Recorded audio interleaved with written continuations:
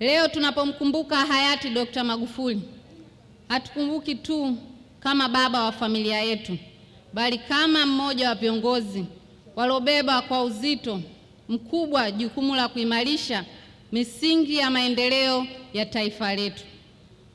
Aidha, katika nafasi hii, sisi kama familia yake tunapenda kutoa shukrani zetu za dhati kwa serikali ya Jamhuri ya Muungano wa Tanzania kwa namna ambavyo inaendelea kuhifadhi kumbukumbu za hayati Dr. John Pombe Magufuli kwa heshima na staa inayostahili.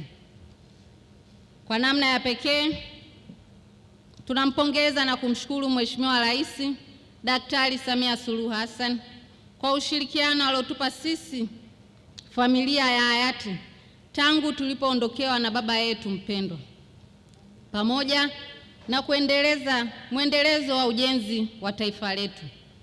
Sote tunafahamu kuwa historia ya taifa lolote hujengwa na vizazi vilivyopokea wajibu kutoka kwa waliotangulia na kuendeleza safari ya maendeleo. Kwa familia, siku ya leo ni siku yenye hisia tofauti kwetu.